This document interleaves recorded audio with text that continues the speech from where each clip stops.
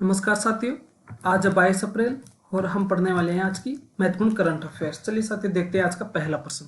हाल ही में धर्मगुरु pope Francis का निधन हो गया है। ये किस धर्म के गुरु थे? हिंदू, मुस्लिम, ईसाई, क्रिश्चियन? तो इसका सही जवाब होगा ईसाई धर्म के। पोप फ्रांसिस ईसाई धर्म के 266वें धर्मगुरु थे। वो ईसाई धर्म के सर्वोच्च पद पर पहुंचने वाले पहले गैर यूरोपीय थे। इनका निधन 88 साल की उम्र में हुआ है, 21 अप्रैल 2025 को। स्थानीय समयानुसार सुबह के 7:35 पर। इनका जन्म 17 दिसंबर 1936 को हुआ था, अर्जेंटीना के ब्यूनस आयर्स में। इन्होंने अपने जीवन में बहुत महत्वपूर्ण कदम उठाए, जिनमें से एक था सेम सेक्स कपल्स का शादी को अनिवार्यता देना, पुनर्विवाह को मान्यता देना, उनको आशीर्वाद देना जो भी सेम सेक्स वाले शादी करते हैं। इसके अलावा इन्होंने जेल में कई बार महिला कैदियों के पैर भी धोए हैं। इन्होंने सोने की अंगूठी की जगह, जो आप देख सकते हैं ये हाथ में रही, इसमें सोने की अंगूठी की जगह चांदी की अंगूठी पहनी। ऐसी परंपरा रही है कि जो भी पोप धर्मगुरु बनता है वो सोने की अंगूठी पहनता है और वो चर्च पर इनके अधिकारों का प्रतीक होती है। तो 4 हफ्ते पहले इनको फेफड़ों में निमोनिया की शिकायत हुई थी। इसकी वजह से इन्हें एडमिट किया गया था और कुछ 1 वीक पहले लगभग इनको डिस्चार्ज किया गया था। लेकिन हाल ही में ब्रेन स्ट्रोक की वजह से इनका निधन हो गया है। अपनी मृत्यु से एक दिन पहले इन्होंने ईस्टर पर अपनी आखिरी पब्लिक अपीयरेंस दिखाई थी, जिसमें इन्होंने अमेरिका के जो उपराष्ट्रपति हैं भारत की यात्रा पर आए हुए JD वेंस को उपहार गिफ्ट में दिए थे। इनकी मृत्यु पर बहुत से विश्व लीडर नेताओं ने शोक व्यक्त किया है। प्रधानमंत्री मोदी ने भी एक्स पर अपना ट्वीट करके अपनी संवेदनाएं व्यक्त की हैं और भारत ने 3 दिन का राष्ट्रीय शोक घोषित किया है। भारत ने 3 दिन का राष्ट्रीय शोक इनकी मृत्यु पर घोषित किया है।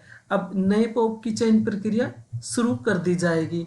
इनको वेटिकन सिटी से बाहर दफनाया जाएगा और ये वेटिकन सिटी से बाहर दफनाए जाने वाले 7वें पोप होंगे।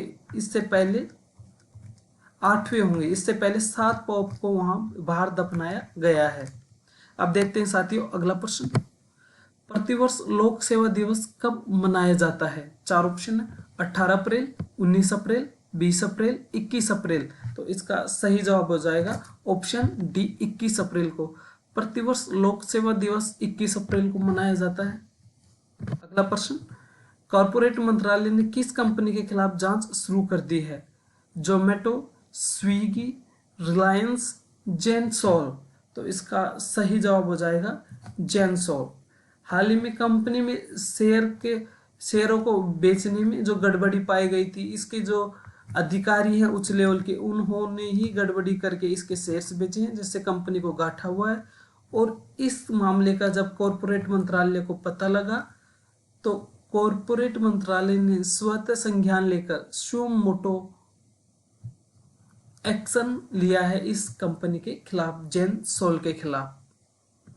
अगला प्रश्न साथियों, हाल ही में किस देश ने हिंदू फोबिया के ऊपर कानून बनाया है? 4 ऑप्शन है, सिंगापुर, थाईलैंड, श्रीलंका और स्कॉटलैंड। तो इसका सही जवाब होगा स्कॉटलैंड। साथियों ये एक ऐतिहासिक कदम है जिसमें स्कॉटलैंड ने हिंदू धर्म में जो फोबिया नाम का दुष्प्रचार किया जाता था या हिंदू फोबिया कहकर हिंदुओं को जो बदनाम करने की प्रक्रिया थी, उसके ऊपर इन्होंने एक कानून बनाया है। ये मैं आपको साफ बता देता हूं, यह कानून हिंदुओं के पक्ष में है। इसमें हिंदुओं का जो डर, गलत भावनाएं, दुष्प्रचार किया जाता था, उसको रोकने की यह एक कोशिश है और यह कानून स्कॉटलैंड ने हाल ही में बनाया है।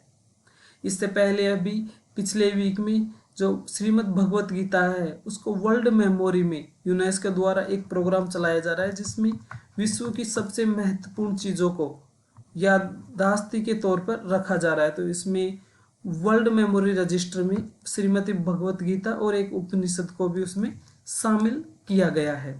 अगला प्रश्न साथियों, विश्व रचनात्मकता और नवाचार दिवस कब मनाया जाता है? 4 ऑप्शन है, 18 अप्रैल, 19 अप्रैल, 20 अप्रैल, 21 अप्रैल। तो सही जवाब हो जाएगा 21 अप्रैल को। अगला प्रश्न, अनुसूचित जाति के उपवर्गीकरण अध्यादेश के मसौदे को किस राज्य ने मंजूरी दी है? 4 ऑप्शन है, मिजोरम, मेघालय, आंध्र प्रदेश और असम। तो इसका सही जवाब हो जाएगा आंध्र प्रदेश। अनुसूचित जाति के उपवर्गीकरण अध्यादेश के मसौदे को मंजूरी देने वाला आंध्र प्रदेश है। इससे पहले पहला राज्य, ऐसा करने वाला पहला राज्य तेलंगाना बना था। पिछले वीक में ही तेलंगाना ने ऐसा किया था और ये ऐसा करने वाला पहला भारतीय राज्य बना था। अगला प्रश्न, हाल ही में एसबीआई और किसने को branded Tata new SBI card launch किया है? 4 ऑप्शन है, टाटा डिजिटल, रिलायंस, रेजरपे और पेटीएम। तो सही जवाब हो जाएगा टाटा डिजिटल। हाल ही में विश्व के किस शहर के द्वारा डॉक्टर BR अम्बेडकर दिवस की घोषणा की गई है? Buenos Aires, Moscow, New York city और टोक्यो। तो सही जवाब हो जाएगा न्यूयॉर्क सिटी। किस ग्रुप के माध्यम से भारत और स्लोवाकिया के बीच रक्षा समझौता हुआ है?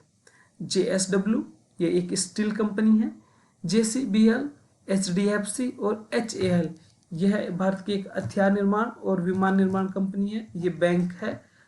और इस क्वेश्चन का सही जवाब है JCBL, एक ट्रांसपोर्ट कंपनी भी है और भी इसमें भारत के लिए सब किए जाने वाली चीजें बनाई जाती हैं। तो इस कंपनी के माध्यम से भारत और स्लोवाकिया के बीच में पहला रक्षा समझौता हुआ है। अगला प्रश्न देखते हैं, भारतीय अंतरिक्ष एजेंसी इसरो और अमेरिकी अंतरिक्ष एजेंसी कौन सा मिशन जून 2025 में लॉन्च करेंगी?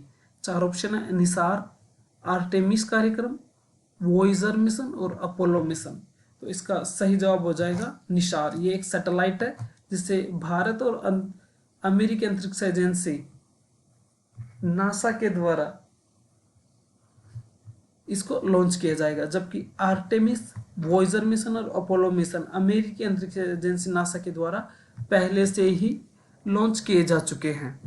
अगला प्रश्न, कितने रुपए से अधिक की यूपीआई लेन देन पर जीएसटी नहीं लगेगा?